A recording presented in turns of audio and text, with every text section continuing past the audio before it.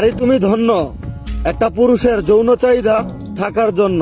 আজকে যদি একটা পুরুষের যৌন চাহিদা না থাকতো তাহলে তোমাদের আজকে কি হতো বিস্তারিত আমার এই বোনটার কাছ থেকে শুনে। পুরুষের যৌনতাকে সম্মান করো।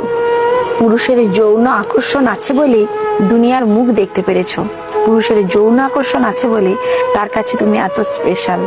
আকর্ষণ আছে বলেই তুমি এত পাত্তা পাও, প্রায়োরিটি পাও। পুরুষের যৌন আকর্ষণ আছে বলে তুমি রাস্তায় সেজে গুজে বের হও, যাতে পুরুষরা তোমায় দেখে মুগ্ধ হয়। তুমি মুখে অস্বীকার করলেও তোমার অবচেতন মন এটাই চাই।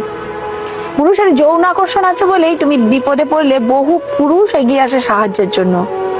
পুরুষের যৌন আকর্ষণ আছে বলে সারাদিন খেটে তোমার পছন্দের শাড়ি নিয়ে বাড়ি ফেরে।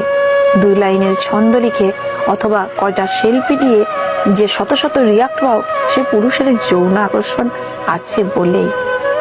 সাদা চামড়াকে পুঁজি করে স্বল্প বসনা হয়ে যে সেলিব্রিটি বনে যাও, সে পুরুষের যৌন আকর্ষণ আছে বলেই।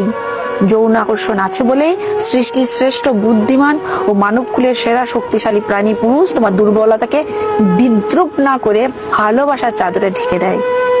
যৌন আকর্ষণ আছে বলেই পুরুষ তোমাকে ভালোবাসে, সমীহ করে চলে।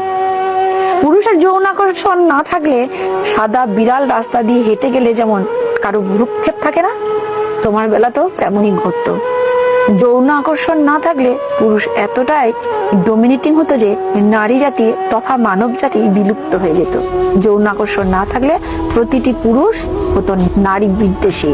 সুতরাং ঢালাও ভাবে পুরুষের যৌনতাকে দায়ী না করে নিজেদের ভুল ত্রুটিগুলো শুধরে নিতে শেখো। স্থান কাল পরিস্থিতি ভেদে যৌনতা নিয়ন্ত্রণে শতভাগ ক্ষমতা পুরুষকে দেওয়া হয়নি।